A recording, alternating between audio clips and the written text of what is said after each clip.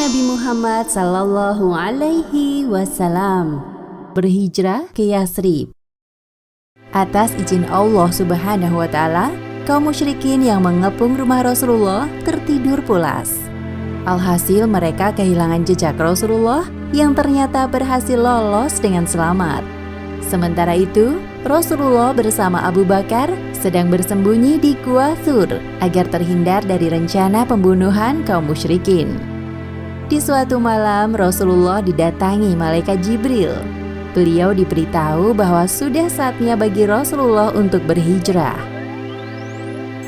Wahai Muhammad, janganlah kamu tidur besok malam di tempat tidurmu, karena sesungguhnya Allah Subhanahu wa Ta'ala memerintahkanmu untuk berhijrah ke Yasrib.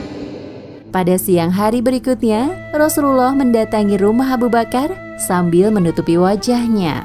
Sebuah kebiasaan yang jarang beliau lakukan saat berkunjung ke rumah sahabatnya tersebut. Rasulullah merasa perlu berhati-hati sebelum menceritakan kepada Abu Bakar tentang kedatangan Jibril semalam. Wahai sahabatku, keluarkan orang-orang yang ada di rumah ini. Aku ingin menyampaikan sebuah hal yang penting kepadamu. Mereka semua keluargamu, wahai Rasul, tidak ada yang perlu dikhawatirkan. Sesungguhnya telah diizinkan bagiku untuk berhijrah. Apakah Anda ingin ditemani, wahai Rasul? Ya, aku ingin engkau menemaniku hijrah ke Yasrib. Abu Bakar terharu mendengar permintaan Rasulullah. Sampai-sampai ia menangis karena amanah besar ini.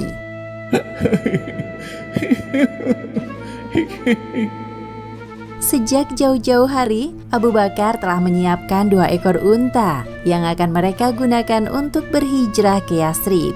1 unta untuk dirinya dan 1 unta lagi untuk ditunggangi Rasulullah. Wahai Rasul, ambillah salah satu dari 2 unta ini yang Anda sukai. Maaf sahabatku, kali ini aku tidak akan menerima pemberianmu secara cuma-cuma. Aku akan membayar senilai 1 ekor unta. Hijrah dari Mekah ke Yasrib adalah ibadah yang mulia. Maka aku ingin mengeluarkan semua yang aku miliki demi menempuh perjalanan ini. Kemudian Rasulullah dan Abu Bakar menyusun strategi hijrah bersama, khususnya rencana untuk keluar dari Mekah malam ini. Selain Abu Bakar, Nabi Muhammad juga menemui Ali bin Abi Thalib. Beliau meminta 2 hal kepada Ali. Setelah sebelumnya Rasulullah meminta Ali untuk tetap tinggal di Mekah sampai sekarang.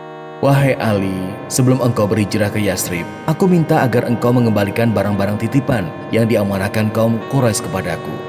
Insya Allah, aku akan menyelesaikan amanah tersebut untukmu, wahai Rasul. Terima kasih. Sebuah fenomena yang aneh ketika orang-orang Quraisy, terlebih kaum musyrikin, lebih memilih menitipkan barang-barang berharga mereka kepada Rasulullah daripada menitipkannya kepada orang lain. Hal ini dikarenakan Rasulullah memiliki sifat yang amanah, meskipun secara terang-terangan mereka membenci beliau. Lalu Rasulullah melanjutkan pembicaraannya yang belum selesai dengan Ali. Dan satu hal lagi, malam nanti tidurlah di ranjangku. Pakailah selimut hijau milikku. Mereka akan mengira bahwa orang yang di dalam selimut itu adalah aku. Aku akan melakukan seperti yang Anda minta, wahai Rasul. Sebuah kebanggaan bagiku bisa menjalankan misi mulia ini. Sementara itu, di markas kaum musyrikin, Abu Jahal masih sibuk menjelek-jelekan Nabi Muhammad di depan para pemuda Quraisy yang sedang berlatih. Muhammad pernah mengklaim, jika kalian mengikuti ajarannya, maka kalian bisa menjadi raja bangsa Arab maupun non-Arab. Lalu setelah mati, kalian akan dibangkitkan dan dijanjikan surga bagi kalian. Namun, jika kalian tidak mau menjadi pengikutnya, Muhammad akan membunuh kalian. Lalu setelah mati, kalian akan dibangkitkan dan disiksa oleh api yang membakar tubuh kalian. Perkataan yang tidak masuk akal. Pada malam hari itu, para pemuda pilihan dari kabilah-kabilah Quraisy berangkat menuju ke rumah Rasulullah. Mereka semua bersenjata dan siap melaksanakan tugas yang diberikan oleh para pembesar kaum Quraisy. Sementara itu, di kediaman Rasulullah, beliau telah berencana keluar dari rumahnya di awal malam lalu menuju rumah Abu Bakar, baru kemudian meninggalkan kota Mekah. Namun Rasulullah hanya manusia biasa yang tidak dapat menentukan takdirnya. Ketika beliau hendak bersiap-siap keluar, terdengar suara desas-desus dari luar rumah. Ternyata para pemuda pilihan kaum musyrikin telah mengepung di sekitar rumahnya. Mereka datang lebih awal dari perkiraan beliau. Para pemuda Quraisy berpencar di sekitar kediaman Rasulullah untuk mengawasi setiap pergerakan yang terjadi. Malam ini Muhammad akan mati di tangan kita. Jangan sampai dia lolos. Benar, kita tidak boleh lengah sedikit pun. Rasulullah sempat merasa bimbang untuk memutuskan akan keluar atau tidak dari rumahnya ketika melihat segerombol kaum musyrikin yang telah berjaga di luar. Namun Allah Subhanahu wa Ta'ala mengisyaratkan beliau untuk tetap keluar dari rumahnya. Lalu turun ayat Al-Quran surat Yasin ayat 9. Dan kami adakan di hadapan mereka dinding dan di belakang mereka dinding pula. Dan kami tutup mata mereka sehingga mereka tidak dapat melihat. Akhirnya Rasulullah memberanikan diri untuk keluar dari rumahnya sambil membaca surat Yasin. Ketika melewati para pemuda Quraisy, beliau menaburkan segenggam tanah di atas kepala mereka satu persatu. Allah Subhanahu wa Ta'ala telah mengaburkan pandangan mereka hingga tertidur pulas. Warna langit mulai berubah, pertanda waktu subuh sebentar lagi tiba. Seorang dari kaum musyrikin mendatangi sekelompok pemuda Quraisy yang sedang tertidur pulas di sekitar rumah Rasulullah. Apa yang sedang kalian tunggu? Hah? Sudah pagi? Bagaimana dengan Muhammad? Mengapa kita semua tertidur? Aku rasa Muhammad sudah pergi sejak tadi malam. Hah, apa ini di kepalaku? Tanah! Pasti Muhammad yang menaburkan tanah di atas kepala kalian hingga membuat kalian tertidur. Ayo kita periksa rumahnya sekarang. Para pemuda Quraisy bergegas mengecek ke dalam rumah Nabi Muhammad. Mereka masuk secara paksa ke dalam rumah hingga mendobrak pintu kamar beliau. Lihat di sana, Muhammad sedang tidur di balik selimutnya. Coba aku lihat. Kau, kenapa bisa kau yang tidur di sini? Di mana Muhammad? Aku tidak tahu di mana Rasulullah. Sial. Ali bin Abi Thalib mengorbankan dirinya sebagai jebakan bagi kaum musyrikin. Di situasi yang menegangkan ini, Ali berusaha tenang. Ia telah menyerahkan hidup dan matinya hanya kepada Allah Subhanahu wa Ta'ala, Sang Maha menghidupkan dan mematikan makhluknya. Sebagian pemuda tampak kesal dan marah melihat kenyataan bahwa Rasulullah telah pergi dari rumahnya tanpa jejak. Para pemuda Quraisy yang lainnya merasa kalah sebelum berperang. Keluarga Abu Bakar memiliki peranan penting dalam misi persembunyian Rasulullah dan Abu Bakar di Gua Thur. Selama 3 hari, Asma binti Abu Bakar mengantarkan bekal untuk Rasulullah dan ayahnya. Sedangkan Abdullah bin Abu Bakar bertugas memata-matai kaum Quraisy. Ada juga Amir bin Fuhairah, mantan budak Abu Bakar, yang bertugas memasok persediaan susu kambing dan menghapus jejak Abdullah. Malam ini bertepatan dengan tanggal 27 Safar tahun ke-14 kenabian, Rasulullah mendatangi Abu Bakar di kediamannya. Kemudian mereka keluar lewat pintu belakang dan bergegas meninggalkan kota Mekah sebelum ada orang yang melihat. Sesuai rencana, Rasulullah dan Abu Bakar tidak langsung berhijrah, namun singgah di suatu tempat, baru kemudian menuju Yatsrib ketika keadaan telah aman. Tujuannya untuk mengelabuhi kaum musyrikin. Jadi sebenarnya Rasulullah dan Abu Bakar pergi ke arah selatan menuju Bukit Sur, bukan ke arah utara menuju Yatsrib. Jarak perjalanan dari kota Mekah ke Bukit Sur sekitar 8 km. Bukit Sur adalah bukit yang tinggi, jalannya terjal dan sulit didaki karena banyaknya bebatuan. Di puncak Bukit Sur terdapat sebuah gua berbentuk batu berongga seperti perahu karang. Di dalam gua Sur inilah Rasulullah dan Abu Bakar akan bersembunyi dari kejaran kaum musyrikin selama 3 hari. Sesampainya di depan mulut gua, Abu Bakar memperingatkan Rasulullah. Wahai Rasulullah, janganlah engkau masuk dulu sebelum aku masuk. Jika ada sesuatu di dalam, biarlah aku yang mengalaminya. Lalu Abu Bakar masuk ke dalam gua dan menemukan ada beberapa lubang. Ia pun menyobek sebagian dari pakaiannya untuk menyumbat lubang tersebut. Ketika tinggal 2 lubang yang tersisa, Abu Bakar lantas menutup dengan kedua kakinya. Dari dalam gua, Abu Bakar memanggil Rasulullah. Wahai Rasul, masuklah. Rasulullah masuk ke dalam gua Sur yang sempit dan merebahkan kepala beliau di pangkuan Abu Bakar, lalu tertidur. Kondisi gua yang hanya muat untuk 2 orang membuat penghuninya tidak leluasa bergerak. Tiba-tiba Abu Bakar merasakan sengatan hewan di kakinya. Namun ia tidak berani membangunkan Rasulullah dan hanya menahan rasa sakitnya. Semua itu dilakukan Abu Bakar atas rasa cinta dan kagum yang teramat besar kepada sosok pemimpin umat Islam sekaligus sahabat terbaiknya. Air mata Abu Bakar membasahi wajah Rasulullah hingga membuat beliau terbangun. Apa yang terjadi wahai sahabatku? Iya Rasul, sepertinya kakiku disengat hewan. Rasulullah terkejut mendengar pengakuan Abu Bakar. Cepat tarik kakimu dari lubang. Itu akan mengganggu Anda jika aku menarik kakiku. Tidak sama sekali wahai sahabatku. Rasulullah meludah kecil di kaki Abu Bakar yang terkena sengatan hewan. Seketika itu juga bekas dan rasa sakitnya menghilang. Alhamdulillah, kakiku sudah tidak sakit lagi wahai Rasul. Sementara itu kaum musyrikin melampiaskan kekesalan mereka dengan memukul Ali bin Abi Thalib lalu menyeretnya ke Ka'bah. Mereka mendesak Ali agar mau mengatakan di mana posisi Rasulullah. Namun Ali tetap diam. Manakala ancaman kaum musyrikin tidak berhasil terhadap Ali, mereka lantas mendatangi orang terdekat Rasulullah, yaitu Abu Bakar.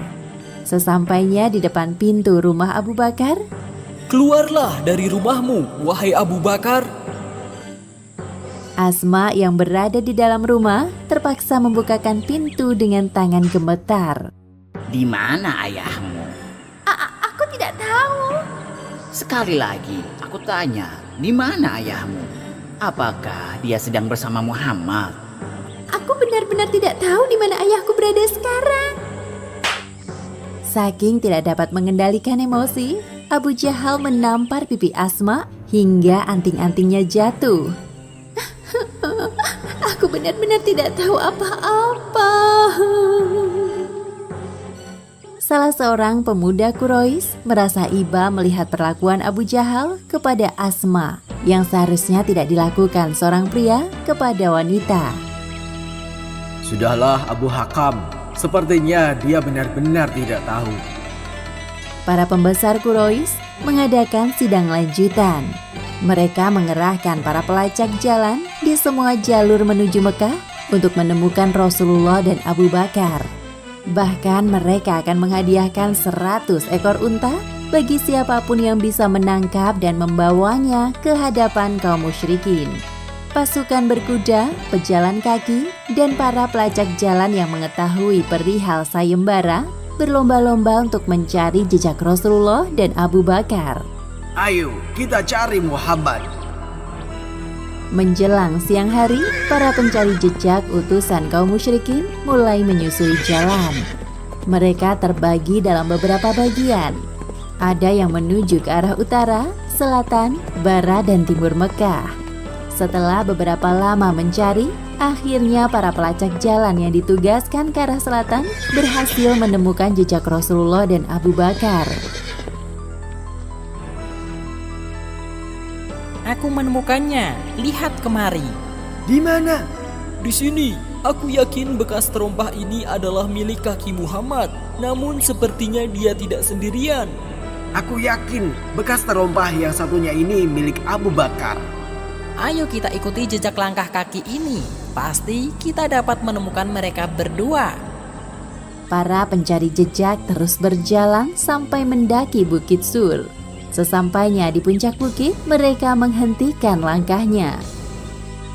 Sebentar, aku yakin mereka ke arah puncak. Tapi setelah ini kemana lagi? Mengapa jejaknya tiba-tiba menghilang? Mustahil mereka menghilang begitu saja. Apakah jejaknya terhapus angin? Entahlah, ini sungguh aneh. Sementara itu, Abu Bakar yang mengetahui kehadiran para pencari jejak di atas bukit merasa was-was. Ia mengadu kepada Rasulullah sambil berbisik-bisik. Wahai Rasulullah, jika mereka menoleh ke bawah, pasti mereka dapat melihat kita. Diamlah wahai Abu Bakar, kita berdua tapi yang ketiganya adalah Allah. Sebagaimana yang disebutkan dalam Al-Quran, surat At-Taubah ayat 40. Jikalau kamu tidak menolongnya, Muhammad, maka sesungguhnya Allah telah menolongnya, yaitu ketika orang-orang kafir, musyrikin Mekah, mengeluarkannya dari Mekah, sedang dia salah seorang dari 2 orang ketika keduanya berada dalam gua. Di waktu dia berkata kepada temannya, "Janganlah kamu berduka cita, sesungguhnya Allah beserta kita." Maka Allah menurunkan ketenangannya kepada Muhammad dan membantunya dengan tentara yang kamu tidak melihatnya, dan Al-Quran menjadikan seruan orang-orang kafir itulah yang rendah, dan kalimat Allah itulah yang tinggi. Allah Maha Perkasa lagi Maha Bijaksana. Setelah para pencari jejak turun dari atas puncak bukit, Abu Bakar baru merasa lega. Alhamdulillah, akhirnya mereka pergi. Asma binti Abu Bakar telah ditugaskan oleh ayahnya untuk menyiapkan dan mengantarkan perbekalan selama 3 hari. Asma sempat bingung bagaimana cara mengikat makanan dan minuman yang akan dibawanya. Namun tiba-tiba ia terpikir sebuah ide untuk membelah ikat pinggangnya menjadi 2 bagian. Tentu bukan perjalanan yang mudah bagi seorang wanita menuju Gua Sur yang terjal. Berbekal keberanian dan keimanan terhadap Allah Subhanahu wa Ta'ala, Asma sanggup melaksanakan tugasnya dengan baik. Melihat kecerdikan Asma, Rasulullah menjulukinya Zatu Nitokoin, yang artinya pemilik 2 ikat pinggang. Meskipun jasanya hanya mengantar perbekalan, namun dampaknya luar biasa demi kelancaran hijrah Rasulullah. Selama 3 hari, Asma rela bolak-balik dari rumahnya menuju Gua Sur untuk mengantarkan perbekalan bagi Rasulullah dan ayahnya. Abdullah bin Abu Bakar juga membantu dalam misi persembunyian di Gua Sur. Setiap sore Abdullah berkunjung untuk melaporkan setiap gerak-gerik kaum musyrikin kepada Rasulullah dan ayahnya. Ia baru pulang ke Mekah ketika tengah malam agar tidak ada orang yang curiga. Orang-orang Mekah telah membuat sayembara untuk menemukan Anda, wahai Rasulullah, dan juga engkau, ayah, dengan hadiah masing-masing 100 ekor unta. Mereka sungguh kejam. Selain Asma dan Abdullah, Abu Bakar juga meminta pertolongan dari Amir bin Fuhairah, seorang mantan budaknya. Amir bertugas menggembalakan kambing perah untuk Rasulullah dan Abu Bakar, sehingga mereka dapat meminum hasil perahan susu kambing tersebut di malam hari. Selain untuk menyediakan air susu, Amir bertugas menggembala kambingnya di Bukit Sur dan sekitarnya untuk menghilangkan jejak Abdullah yang bolak-balik antara Bukit Sur dan Mekah. Pada hari keempat, keadaan mulai aman. Orang-orang Mekah tidak lagi berminat terhadap sayembara. Sedangkan kaum musyrikin mulai mereda emosinya dan mengendurkan pelacakan. Hari ini seorang penunjuk jalan bernama Abdullah bin Uraikid mendatangi Rasulullah dan Abu Bakar di sekitar Bukit Sur. Meskipun Abdullah adalah seorang musyrik, namun ia amanah dengan pekerjaannya. Oleh karena itu Rasulullah mempercayakan keamanan beliau dan Abu Bakar kepadanya. Amir bin Fuhairah juga ikut serta dalam perjalanan hijrah ke Yasrib. Abdullah bin Uraikid menuntun mereka untuk menempuh jalur pesisir pantai yang jarang dilewati orang-orang pada umumnya. Meninggalkan kota Mekah bukanlah perkara mudah bagi Nabi Muhammad SAW karena hijrah merupakan ujian dari Allah Subhanahu wa Ta'ala kepada Rasul-Nya untuk berpisah dari kampung halaman tercinta. Ditambah lagi halangan yang harus dihadapi oleh beliau selama perjalanan. Satu-satunya orang Quraisy yang berhasil mengejar rombongan Rasulullah adalah Suraqah bin Malik bin Jusum. Rasulullah sempat memandangi kota Mekah dari kejauhan sebelum beliau melanjutkan perjalanan menuju kota Yatsrib. Wahai kota Mekah, engkau adalah kota yang paling dicintai oleh Allah. Engkau kota terbaik. Jika bukan karena kaumku ingin melenyapkanku, aku tidak akan meninggalkanmu. Kota Mekah memiliki tempat spesial di hati Rasulullah. Di sana tempat beliau tumbuh dari masa kanak-kanak hingga dewasa. Bertemu dengan kakek tersayang, para paman, menikah dengan Khadijah yang tercinta, dan membesarkan putra-putri mereka. Selama lebih dari 50 tahun, Rasulullah telah menjalankan asam manis kehidupan di kota Mekah. Namun beliau sadar bahwa kota Mekah saat ini sudah tidak kondusif untuk dijadikan tempat berdakwah. Atas perintah dari Allah Subhanahu wa Ta'ala, Rasulullah melaksanakan hijrah ke Yatsrib demi keberlangsungan dakwah Islam. Kepada seorang musyrik penunjuk jalan bernama Abdullah bin Uraikid, Rasulullah mempercayakan amanah besar, yaitu sebagai penunjuk jalan ke kota Yatsrib. Sementara itu di kota Mekah, orang-orang musyrikin masih banyak yang tergiur dengan iming-iming hadiah 100 ekor unta. Walaupun mereka tahu bahwa sampai hari ini belum ada kabar tentang keberadaan Rasulullah dan Abu Bakar. Suraqah bin Malik, pimpinan Bani Mudlij, sedang asik duduk bersama kabilahnya dalam sebuah majelis. Suraqah telah mendengar tentang sayembara penangkapan Rasulullah dan Abu Bakar. Sama seperti yang lain, ia juga mengharapkan hadiah 100 ekor unta. Tiba-tiba seorang pria dari kabilah Bani Mudlij datang sambil tergopoh-gopoh, membuat perhatian semua orang tertuju padanya. Demi Allah, aku telah melihat satu rombongan yang lewat di hadapanku. Di balik bukit sana, aku rasa mereka adalah Muhammad dan rekan-rekannya. Suraqah menyimak penjelasan pria yang baru datang sembari memikirkan sebuah ide. Lalu ia mengerlingkan mata kepada pria tersebut sebagai isyarat untuk tutup mulut. Pria yang baru datang ini seolah-olah mengerti maksud dari pimpinan kabilahnya. Tapi mungkin saja aku salah lihat. Bisa jadi mereka sekelompok kabilah yang sedang mencari barangnya yang hilang. Ya, bisa jadi begitu. Lagi pula, belum ada yang berhasil menemukan Muhammad.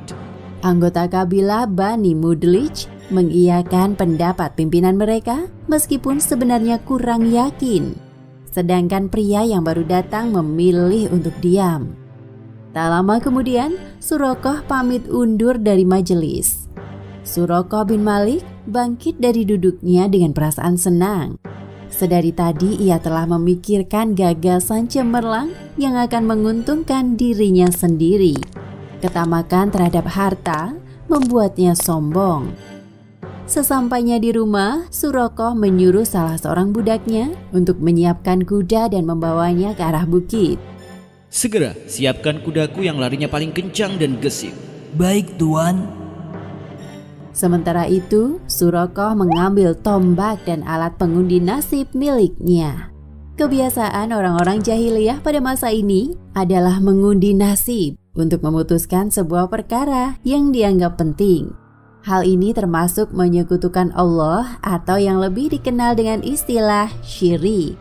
Setelah semuanya siap, Suraqah keluar dari rumahnya melewati pintu belakang. Ia lalu berjalan menuju ke arah bukit di mana kudanya telah disiapkan. Suraqah memacu kudanya menuju jalur pesisir pantai Laut Merah, yaitu jalan yang ia yakini dilewati oleh rombongan Rasulullah.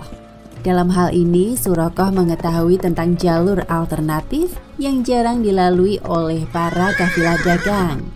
Setelah lama berjalan, akhirnya Suraqah berhasil menemukan jejak Rasulullah dan rombongannya. Ketika Suraqah melihat dengan jelas bahwa sosok yang dicarinya berada di kejauhan, ia tersenyum puas. Suraqah lalu mengeluarkan alat pengundi nasib miliknya untuk melihat petunjuk yang keluar. Ternyata hasilnya tidak seperti yang ia harapkan. Suraqah menjadi kesal sendiri. kenapa hasilnya begini setelah sasaran tampak di depan mata? Apakah aku harus melepaskannya? Tidak, sekali ini saja aku tidak mempercayai benda ini. Ya, jalan. Surakoh memacu kudanya agar lebih dekat dengan posisi Rasulullah. Namun tiba-tiba kudanya terjatuh. Sial! Surakoh berdiri dan membersihkan pakaiannya yang terkena pasir. Untuk kali kedua, Surakoh mengeluarkan alat pengundi nasib miliknya. Namun ternyata hasilnya sama seperti sebelumnya dan ia tidak menyukainya. Dengan penuh ambisi, Surakoh memacu kembali kudanya. Hayo cepat jalan. Ya! Ketika kuda yang dikendarai Surakoh mulai melaju kencang dan selangkah lebih dekat dengan posisi Rasulullah, tiba-tiba kudanya terperosok ke dalam pasir. Ah, apalagi nih? Ada apa denganmu? Surakoh bin Malik mulai menyalahkan kudanya yang terus saja terjatuh ketika posisinya sudah dekat dengan Rasulullah. Tekad Surakoh dalam mengejar Nabi tidak kendur. Ia mencoba bangkit lagi. Abu Bakar yang melihat kedatangan Surakoh mulai mengkhawatirkan keselamatan Rasulullah. Sedangkan di samping Abu Bakar, Rasulullah tetap tenang berjalan sambil membaca ayat Al-Quran. Wahai Rasul, di sana ada seseorang yang mengejar kita. Tenanglah wahai sahabatku, Allah ada bersama kita. Untuk ketiga kalinya, kuda Surakoh terjatuh. Lebih parahnya, kaki kudanya terperosok ke dalam pasir. Ketika kaki kudanya ditarik, keluarlah asap yang tebal bak badai di siang hari. Pada saat inilah, Surakoh tersadar bahwa yang dihadapinya bukan orang sembarangan. Pasti ada zat yang melindungi Muhammad. Lebih baik aku urungkan niat jahatku sekarang daripada aku celaka. Akhirnya Surakoh memutuskan untuk menyerah dan memanggil Rasulullah dari kejauhan. Hai kalian, aku Surakoh bin Malik bin Ju'sum. Tunggulah aku sejenak, aku ingin menyampaikan sesuatu. Demi Allah, aku tidak mencurigai kalian dan tidak membawa sesuatu yang tidak kalian senangi. Rasulullah yang mendengar teriakan Surakoh berkata kepada Abu Bakar, Wahai sahabatku, katakan padanya, apa yang engkau inginkan dari kami? Abu Bakar melakukan perintah dari Rasulullah dan mendekat ke arah kuda Surakoh. Wahai Surakoh, apa yang engkau inginkan dari kami? Tuliskan satu surat untukku sebagai tanda antara aku dan kalian. Rasulullah lalu memerintahkan Amir bin Buhairah menuliskan sebuah surat untuk Surakoh. Isi suratnya adalah tentang pemberian keamanan bagi Surakoh jika sewaktu-waktu diperlukan. Surakoh menerima surat dari Rasulullah dengan senang hati. Sekarang pandangan Surakoh terhadap Nabi Muhammad telah berubah. Bahkan ia menawarkan bekalnya kepada Rasulullah, namun beliau menolak dengan sopan. Tolong rahasiakan posisiku saat ini dari orang-orang Mekah yang mencari kami.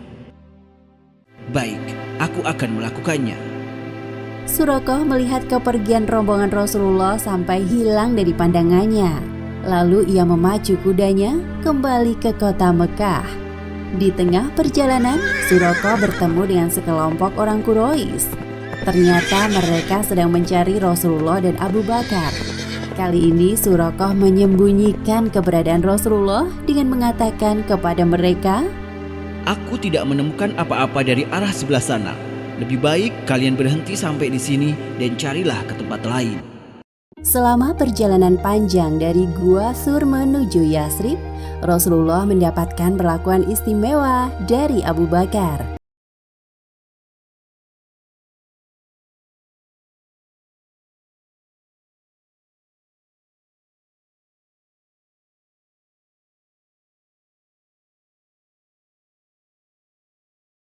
Kisah Nabi Muhammad Sallallahu Alaihi Wasallam.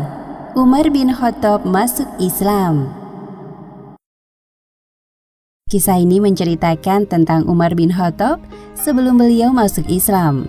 Awalnya Umar sangat membenci Islam, namun pada akhirnya beliau menjadi orang pertama yang berani mengakui keislamannya di hadapan kaum Quraisy.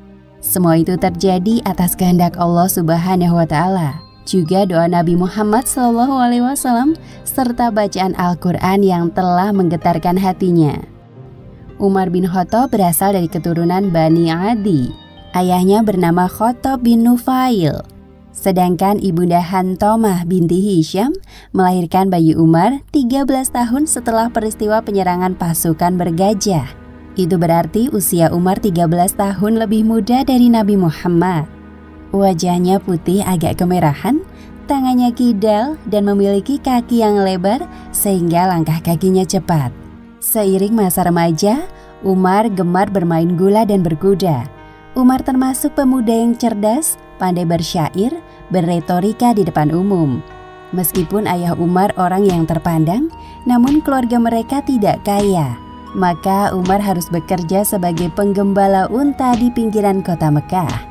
Tak jarang ia dipukul ayahnya jika dirasa pekerjaannya kurang memuaskan. Berkat didikan keras dari ayahnya, Umar tumbuh menjadi pemuda yang berhati keras dan berperangai kasar. Seperti kebiasaan orang-orang jahiliyah, Umar memuja Tuhan berhala dan suka minum minuman keras. Ketika Nabi Muhammad mulai berdakwah, Umar merasa ketenangannya terusik. Terlepas dari benar atau tidaknya ajaran yang dibawa Muhammad, aku lebih membenci kondisi kaum Quraisy sekarang. Mereka terpecah belah dan merusak tatanan pemerintah. Padahal sebelum Islam datang, semuanya berjalan lancar. Umar berteman dengan Abu Jahal, pembenci Islam nomor 1. Maka dari itu Umar tidak melarang ketika Abu Jahal menyiksa budaknya yang ketahuan masuk Islam. Selain orang lemah, para sahabat yang dekat dengan Nabi juga diperlakukan tidak baik. Baginya menyiksa mereka merupakan kesenangan tersendiri. Walaupun terkadang Umar berpikir bahwa apa yang dilakukannya tidaklah benar. Mereka tangguh dan sangat keras kepala mempertahankan akidahnya. Apakah Islam memang seistimewa itu? Bahkan mereka rela untuk mempertaruhkan hidupnya.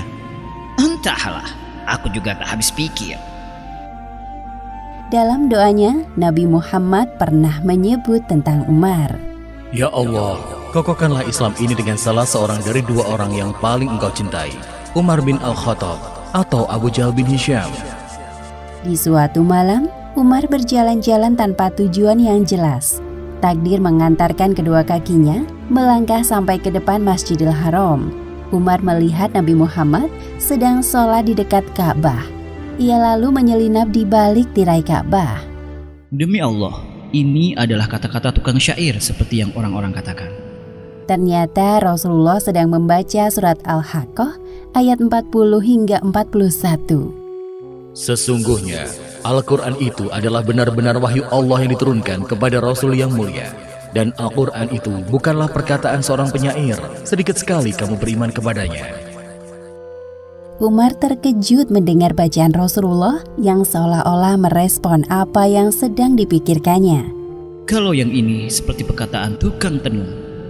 Lalu Rasulullah melanjutkan bacaannya di surat Al-Haqqah ayat 42 hingga 43. Dan bukan pula perkataan tukang tenung. Sedikit sekali kamu mengambil pelajaran darinya. Ia adalah wahyu yang diturunkan dari Tuhan semesta alam. Umar kembali terkejut mendengar bacaan Rasulullah. Ia lalu bergegas meninggalkan tempatnya. Melalui peristiwa itulah awal mula Islam menyusup ke relung hatinya. Namun kebencian terhadap Islam sudah terlalu besar. Fanatisme kesukuan dan ajaran nenek moyang terlalu kuat mencengkeramnya sampai ke ubun-ubun. Umar mengabaikan suara hati kecilnya untuk membenarkan tentang Islam. Aku harus mengambil keputusan. Dengan langkah kaki yang besar dan membawa kemarahan, Umar berniat menghabisi nyawa Rasulullah. Di tengah perjalanan, ia bertemu dengan Nu'aim bin Abdullah dari Bani Zuhrah. Wahai Umar, mau pergi kemana engkau dengan pedang di tanganmu itu? Aku akan menghabisi Muhammad. Nu'aim yang mendengar jawaban Umar berusaha menggagalkan rencananya. Jika Muhammad meninggal, lalu bagaimana nasibmu nanti? Aku tidak yakin Bani Hashim dan Bani Zuhrah akan diam saja melihat Muhammad dibunuh. Aha, apakah engkau sedang mengancamku? Atau jangan-jangan engkau telah menjadi pengikut Asyobiyah? orang Quraisy menyebut mereka yang baru keluar dari agamanya dan masuk ke agama baru seperti Islam disebut asyobiyah. Wahai Umar, apakah engkau telah mendengar tentang ini? Saudara perempuanmu beserta suaminya telah menjadi pengikut asyobiyah. Apa katamu? Umar langsung berbalik arah menuju rumah Fatimah, adik perempuannya. Sesampainya di sana, Umar berjalan mengendap-endap dan mencari arah suara. Ternyata Khobab bin Al-Arad tengah membacakan Sohifah atau lembaran Al-Quran kepada Fatimah dan Sa'id bin Zaid. Khobab membacakan beberapa ayat dari surat Toha. Sepertinya ada yang datang. Aku harus segera bersembunyi. Kemudian Khobab memberikan kode kepada Fatimah dan Sa'id untuk menyembunyikan Sohifah dan menyuruh mereka diam. Umar masuk begitu saja ke dalam rumah adiknya tanpa mengucapkan salam. Tadi, suara apa itu? Maksudku, apa yang sedang kalian baca? Apa maksudmu, wahai Umar? Kami hanya berbincang berdua saja seperti biasa. Duduklah, aku buatkan minuman untukmu. Sudahlah, tak perlu kalian tutupi lagi. Aku telah dengar bahwa kalian berdua masuk Islam. Pasangan suami istri tersebut kaget mendengar tuduhan Umar yang tidak salah. Suami Fatimah, Sa'id bin Zaid, memberanikan diri menghadapi Umar. Wahai Umar, bagaimana jika kebenaran itu berada pada selain agamamu? Fatimah membantu suaminya untuk berdiri, namun Umar menamparnya dengan keras. Wahai Umar, sadarlah, jika kebenaran itu ada pada selain agamamu, maka bersaksilah bahwa tiada Tuhan yang berhak disembah selain Allah, dan bersaksilah bahwa Muhammad adalah Rasul Allah. Tiba-tiba muncul rasa penyesalan dalam hatinya saat melihat darah mengalir dari wajah Fatimah. Maafkan aku. Umar termenung beberapa saat. Maukah engkau tunjukkan kitab yang tadi kalian baca dan bacakanlah untukku? Tidak, engkau itu najis. Kitab ini hanya boleh disentuh oleh orang-orang yang suci. Jika engkau penasaran dengan isinya, maka bersihkanlah dirimu dulu. Setelah Umar mandi, Fatimah memberikan Sohifah tersebut kepada Umar. Surat yang dibacanya adalah Toha ayat 14. Dengan nama Allah yang Maha Pemurah lagi Maha Penyayang. Sesungguhnya aku ini adalah Allah. Tidak ada Tuhan selain aku. Maka sembahlah aku dan dirikanlah solat untuk mengingat aku. Alangkah indah bacaan Al-Quran ini. Aku tidak sabar ingin segera bertemu dengan Muhammad. Khobab yang mendengar pengakuan Umar langsung keluar dari persembunyiannya. Wahai Umar, aku senang sekali mendengarnya. Sesungguhnya Rasulullah pernah berdoa agar salah satu dari kalian, Umar dan Abu Jahal, akan masuk Islam. Doa itu sekarang dikabulkan oleh Allah. Pasti Allah sangat mencintaimu, wahai Umar. Rasulullah sedang berada di Darul Arqam. Temuilah beliau di sana. Baik, aku ke sana. Umar berpamitan dan mempercepat langkahnya menuju lereng Bukit Sofa, tempat markas umat Islam. Siapa yang datang? Kenapa kalian berbisik-bisik? Ada Umar di depan pintu. Dengan pedang di tangannya. Berita Rasulullah di ruangannya tentang kedatangan Umar. Baik. Bukakan pintu untuknya. Jika ia datang dengan niat baik, kita harus membantunya. Namun, jika ia datang dengan niat buruk, aku sendiri yang akan mematahkan leher dengan pedang miliknya. Baiklah. Rasulullah berjalan ke sebuah ruangan tempat dipersilahkannya tamu yang berkunjung. Beliau mendapati di sana sosok Umar. Tidakkah engkau akan berhenti dari tindakanmu, wahai Umar? Hingga Allah menghinakanmu dan menimpakan bencana sebagaimana yang terjadi pada Al-Walid bin Mughirah? Ya Allah, inilah Umar bin Khattab. Kokohkan Islam dengan Umar bin Khattab. Orang-orang terkejut melihat Rasulullah mengeraskan suaranya. Namun mereka lebih terkejut lagi mendapati respon dari Umar. Aku bersaksi tidak ada Tuhan yang berhak disembah selain Allah. Dan aku bersaksilah bahwa Muhammad adalah Rasulullah. Allahu Akbar, Allahu Akbar. Umar masuk Islam 3 hari setelah Hamzah bin Abdul Muthalib. Dengan masuk Islamnya 2 orang yang berpengaruh bagi kaum Quraisy, yaitu Hamzah dan Umar, telah membangkitkan rasa percaya diri kaum muslim. Oh, Umar. Aku pikir siapa yang datang. Ada apa ini? Aku hanya ingin memberitahukan kepadamu tentang satu hal yang penting. Apa hal penting itu sampai engkau berkunjung ke rumahku? Aku telah beriman kepada Allah dan Rasul-Nya. Mulai saat ini, aku akan berada di sisi Muhammad, melindunginya dan membenarkan segala perkataan serta perbuatannya. Aku doakan agar Tuhan mengutukmu dan apa yang engkau bawa. Selain Abu Jahal, Umar juga mendatangi Jamil bin Ma'mar, seorang laki-laki penyambung lidah kaum Quraisy, untuk memberitahukan tentang keislamannya. Hei, kalian semua dengarlah. Orang ini mengaku telah menjadi penganut Sobiah. Dia adalah Umar bin Khattab. Kalian semua dengar kan?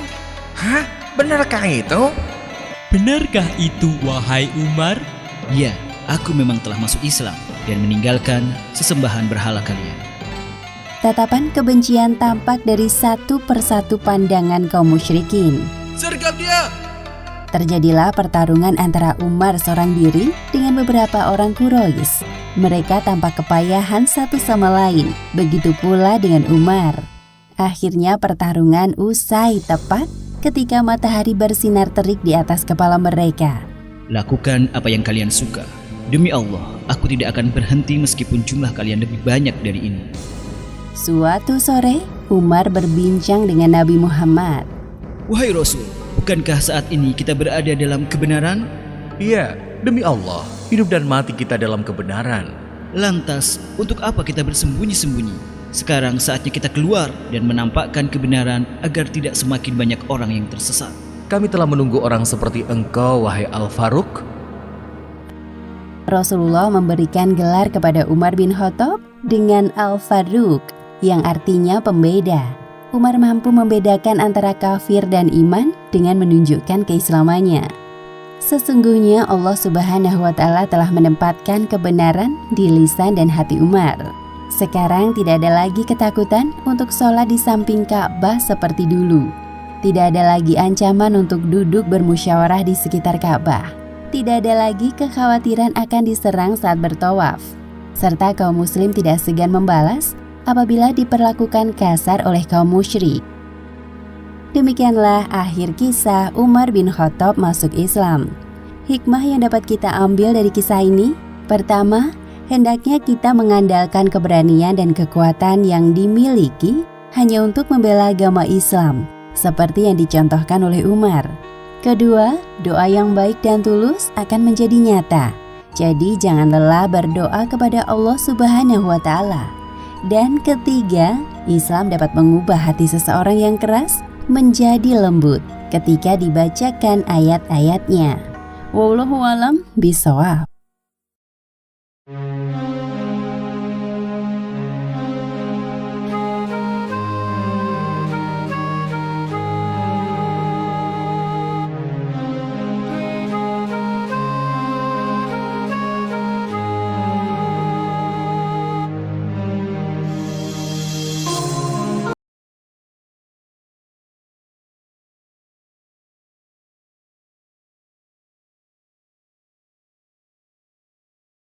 Utsman dan sumur Yahudi. Utsman bin Affan adalah sahabat Rasulullah yang menjadi khalifah ketiga setelah kematian Umar bin Khattab. Semasa Rasulullah masih hidup, Utsman menjadi sahabat yang selalu membantu dakwah Nabi dengan apapun yang dia punya. Utsman sendiri adalah pedagang yang kaya raya. Meskipun kaya, Utsman tidak menggunakan kekayaannya untuk berlaku sombong.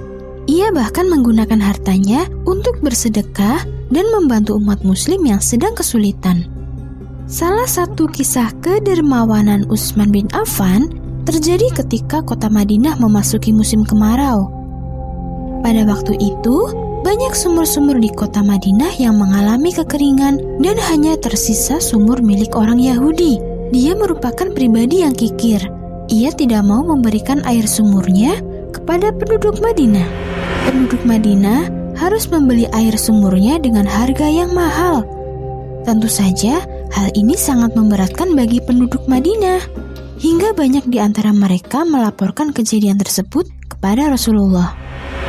Kemudian Rasulullah pun mengumpulkan para sahabatnya dan memberikan pengumuman kepada mereka. Wahai sahabat-sahabatku, adakah di antara kalian yang sekiranya bersedia untuk membeli sumur milik Yahudi itu, lalu menyumbangkannya kepada umat? Utsman bin Affan yang terkenal dermawan langsung menerima tawaran Nabi. Biar saya saja yang membelinya, wahai Rasulullah. Utsman pun langsung melangkahkan kakinya menuju rumah si pemilik sumur. Di sana, ia bertemu dengan si Yahudi dan mendiskusikan tentang harga sumur yang akan dibeli. Wahai Fulan, maukah kau jual sumurmu itu? Tanya Utsman. Si Yahudi langsung menggelengkan kepala. Saya tidak mau menjualnya. Sumur itu sudah menjadi mata pencaharian saya. Jika saya jual, maka saya tidak akan mendapatkan uang lagi. Utsman tidak menyerah. Dia menawarkan usulan kepada pemilik sumur. Bagaimana jika saya membeli separuh sumurmu? Si Yahudi itu bingung dan bertanya kepada Utsman, apa maksud Anda, wahai Utsman? Dengan lembut, Utsman berusaha menjelaskan kepada si Yahudi, kita pakai sumur itu secara bergantian. Misalkan, hari ini sumur itu milikku. Nanti, keesokan harinya, sumur itu menjadi milikmu. Sehingga kau tetap bisa menghasilkan uang pada hari tersebut. Mendengar solusi Utsman yang menguntungkan bagi dirinya, si Yahudi akhirnya mau melepas sumurnya dengan harga 12.000 dirham kepada Utsman. Keesokan harinya, Utsman segera mengumumkan kepada penduduk Madinah, wahai penduduk Madinah, sekarang kalian bisa menimba air dari sumur ini secara bebas pada hari ini. Ambillah sebanyak yang kalian mampu, dan sehingga bisa kalian gunakan hingga esok. Setelah pengumuman itu, penduduk Madinah pun langsung mengambil air ke sumur itu hingga mereka bisa menjadikan cadangan air untuk esok hari. Sebab pada hari berikutnya, sumur tersebut milik orang Yahudi. Sejak saat itu, penduduk Madinah tidak lagi kekurangan air. Si Yahudi pemilik setengah sumur merasa rugi karena tidak ada lagi yang membeli air pada hari saat sumur itu menjadi miliknya. Akhirnya, ia tidak lagi mendapatkan penghasilan dan memutuskan untuk menjual setengah sumur sisanya kepada Utsman dengan harga 8.000 dirham. Utsman pun setuju untuk membeli setengah sumur tersebut dengan harga yang sudah ditetapkan. Sekarang Utsman menjadi pemilik sumur seutuhnya. Selanjutnya, Utsman menginfakkan sumur tersebut di jalan Allah, menjadikan sumur tersebut milik kaum muslim. Hingga saat ini, sumur Utsman bin Affan masih bisa kita temui. Bahkan setelah mengalirkan air selama 1400 tahun.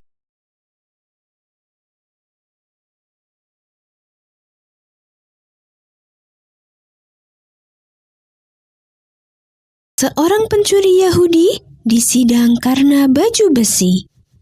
Ali bin Abi Thalib adalah khalifah yang memimpin umat Islam setelah wafatnya Utsman bin Affan. Berbeda dengan pendahulunya yang memusatkan pemerintahan di kota Madinah, Ali lebih memilih memindahkan pusat pemerintahan di kota Kufah, Irak.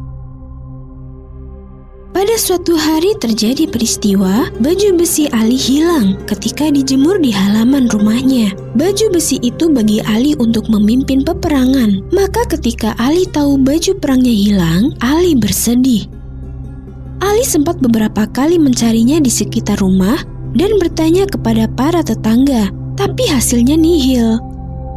Tapi tidak lama setelah itu, ketika Ali mau pergi menuju masjid, di tengah jalan, tiba-tiba saja ia melihat baju perangnya dijemur di salah satu rumah. Ali bergegas mengetuk rumah, yang ternyata milik seorang Yahudi. Tatkala laki-laki si pemilik rumah membuka pintu, Ali bertanya kepada dia, "Wahai Yahudi, dari mana kau mendapatkan baju perang itu?" Si Yahudi dengan mata terkejut menjawab, "Saya membelinya di pasar, wahai Khalifah." Ali mengerutkan alis keningnya. Dia menunjuk baju besi yang sedang dijemur di halaman rumah. "Tapi baju itu milikku." Ketika aku lihat dari dekat juga semua ciri-cirinya persis seperti baju besiku yang hilang. Si Yahudi menggeleng. Dia ngotot mengatakan bahwa baju besi itu punya dia yang ia beli di pasar. Ali menghela napas. Ia tidak mau hal ini berakhir jadi pertengkaran. Maka akhirnya Ali memutuskan membawa kasus ini ke pengadilan. Di pengadilan, saat masuk ke pengadilan, si Yahudi sempat tercengang karena orang-orang sekitar, terutama hakim, tidak memberikan perlakuan khusus kepada Ali, padahal dia seorang khalifah. Orang-orang di sana hanya menjawab ketika Ali memberikan salam. Selanjutnya tidak ada perlakuan apa-apa lagi. Setelah beberapa saat menunggu, akhirnya sidang pun dimulai. Sang hakim mempersilahkan Ali untuk menceritakan masalahnya. Sewaktu aku mau pergi ke masjid, aku melewati salah satu rumah Yahudi. Di sana ia menjemur baju besi dan setelah aku amati baik-baik, ternyata baju besi itu kepunyaanku. Semua ciri-cirinya persis seperti baju besiku yang hilang. Sang hakim menganggukkan kepala. Pandangannya lantas berpindah ke Yahudi. Bagaimana menurutmu?